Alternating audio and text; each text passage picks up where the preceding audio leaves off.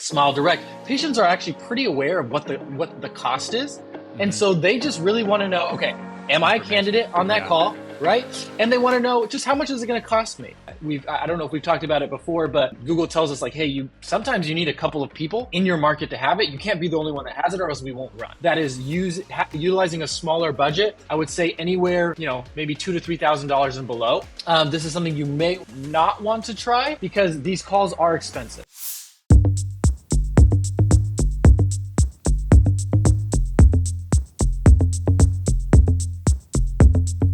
Welcome to another episode of Dental Marketing Goat. I'm your host, Gary Bird. I am the founder of SMC National, where we help you create, convert, and close more new patients so you can grow the way that you want. And today I got a special guest, Mr. Jack Meyers, who heads up our marketing department over here at SMC National.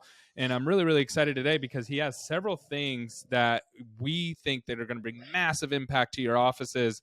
And they're easier to implement. These are things that are not as difficult. The first one's going to be around virtual consults and how to use those to reduce your no-show and increase or reduce your cost per start as well by 40%, which is amazing. And then also we're going to talk about local service ads and kind of where that's at.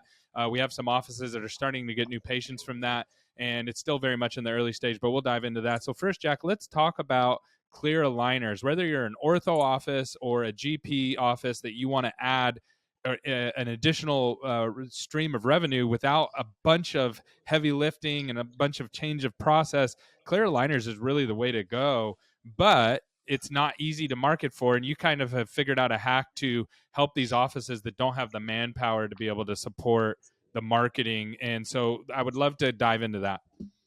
Yeah, absolutely. So one thing we've done specifically, and it's kind of been, it's something we've done before, but I think recently with the changes in the market and the fears of a recession and whatnot, is we've started pushing a lot of that marketing towards a virtual consultation.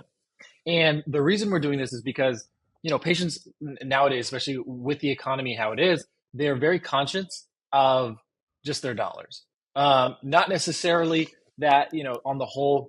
Sorry to disrupt the show, but I got something crazy to share with you. We are attempting to connect with all of our listeners. We have thousands of people that listen to this podcast, and we want to meet you in person. We have 4 events coming up, and I want to give you a discount code that you can use for the next week to save $300 off your ticket. The discount code is Gary Bird, and the link is going to be just down below. You can also go to smcnational.com/events. I hope to connect with you in person and help each other grow our businesses. Can't wait to see you soon. There's, everyone's, has less money, but they're with what they have. Maybe they lost their jobs or they're fearful of that. They're going to be much more conscious with their dollars. And so by doing a virtual consultation option, that gives that patient the peace of mind to still set that appointment because it's complimentary and they know that, hey, I'm not in your office. So it's much less likely that I'm going to be pressured or forced into making a decision. I'll be able to just from the comfort of my home or my office, wherever I'm at, have a conversation with a treatment coordinator or doctor. And if I feel confident, then I'll move forward with the next step of scheduling my in-office consultation. And so what we've seen is that even in kind of today's economy, we've been able to help our practices and help our orthodontists continue to sell clear aligner treatment. And in a lot of situations where we implemented this, reduced their cost per start by 30, upwards to 30 to 40% by implementing this. So let's first talk through what is a virtual consult, because there's a lot of people who are like, okay, do you mean that we're doing teledentistry or do we have to get somebody on a call? So let's really define what a virtual consult is. Yeah, great question. So basically you could do it specifically, you want to do it where there is some sort of video aspect because you want some sort of, soft diagnosing there, right? Obviously you can never fully diagnose until you get them in the office.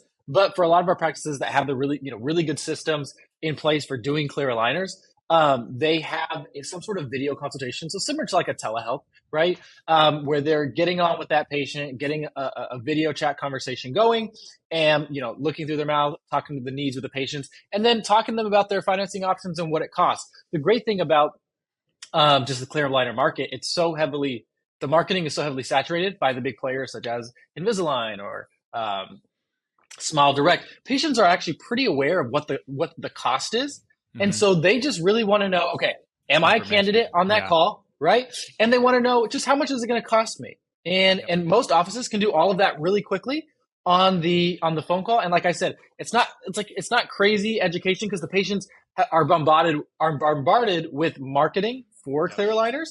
Yeah. And so it's just solidifying like, hey, we can do this for you. Here's your options. Let's get that next consultation scheduled. And what we've seen is that because they're able to do that, it also lessens the operational workflow, bandwidth on the office.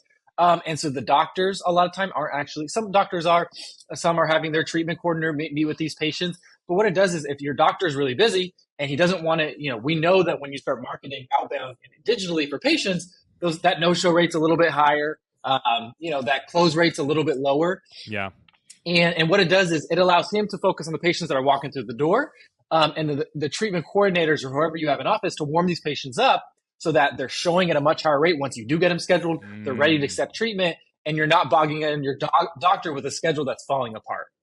See, I love this, and this is something that we really focus on, and really anybody who's in marketing should focus on. And Jack has done a great job of this. Is not only figuring out how do we get more opportunities for these offices, but how do we work around their work bandwidth, right? Because if you just say, well, we're just going to take calls, and first of all, you have to have somebody who can answer the call, right? But then it's like you have to get that patient in, and then you're going to have a no-show, and then the doctor's upset. And now it seems like the marketing might not be working. Even if it is, there's just holes that you have to fix. What this does is it's kind of like a cheat code that works around that. So that way you're still going to have no shows, but now it's like you can do one every 15 minutes and just really load up. And then one of the things that I loved about what you said was it reduced the cost per start by 30 to 40%, which is massive. And that's been huge. So what is there any other tips or tricks that you feel like people should really understand before implementing something like this? You just want to make sure that with anything, you want to have a consistent system, right? You want to document what's working for you. Okay, so when that patient schedules their virtual consultation, are they going to get a text to remind them, right? Or are you just going to expect that, I scheduled my virtual consult in 2 days, I'm just going to show up without any reminders? Yeah. You got to make sure, similar to very simple though, because it's not like you're reminding them to drive, totally change their schedule, set apart 2 hours to drive to your office. Yeah. Yep. So, but you do have to do that because people will forget, especially depending on your market. If you're like in a Southern California or something like that, people are just always doing something. You want to make sure that you really have that set up. And then on that virtual consult, what are you talking about, right? What's the process that your treatment coordinator is going through? And what is going to be discussed there? What's going to be discussed in the office? So as anything, just making sure you have a process to go with this. But our offices that have put those together, those two pieces together, the virtual consultation and just a process to follow each and every time with each and every patient, that's where we've seen the most success. That's awesome. Okay, great. Is there any specific software that you like better than others? This is not a plug if you don't want to plug anybody. No. It's whatever the office has available. We can make it work. Some offices have systems that integrate directly with their PMS because they like it to go, because the doctor's meeting with actually doing the virtual consultation and they want that to go to his column and his schedule. And other ones is the treatment coordinator, so we can be a lot more flexible. It's whatever works best for the office.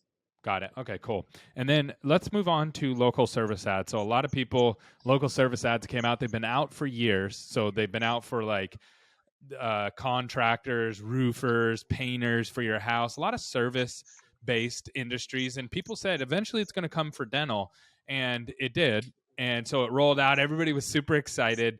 It was this big. If you didn't catch this episode the last time with Jack, we actually had some people who got declined because they had some malpractice issues in the past with their insurance.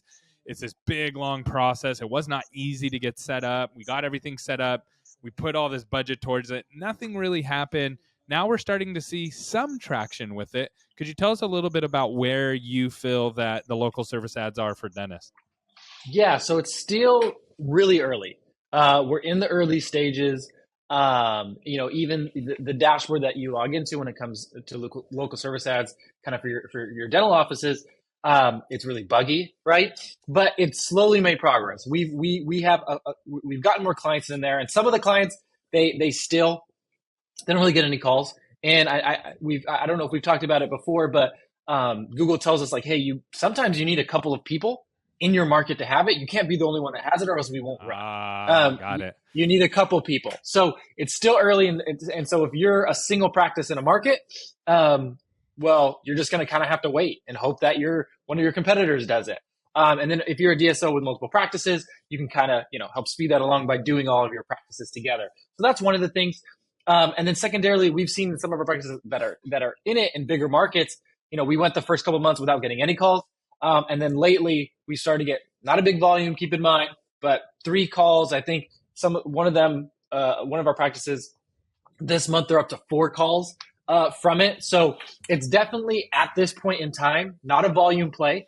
And I would say that if you're a practice that is utilizing a smaller budget, I would say anywhere, maybe $2,000 to $3,000 and below.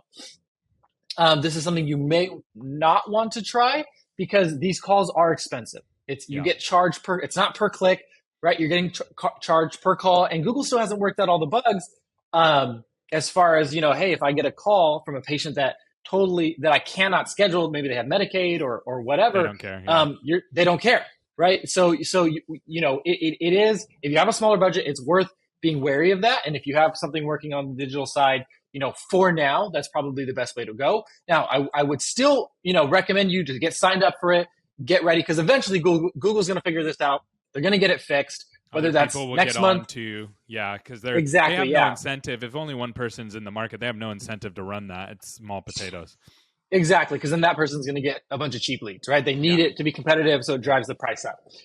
So they're going to fix it. Maybe it's next month, maybe it's 6 months. It's going to eventually get fixed, and you don't want to be behind the curve. But as of right now, it's really early. I would say it's a good option for practices that have a larger budget. They want to diversify. They want to make sure that the cutting edge in very competitive markets. Like I said, it's not a big volume, but it doesn't hurt to just have it running because some calls will trickle through that maybe you wouldn't have gotten otherwise.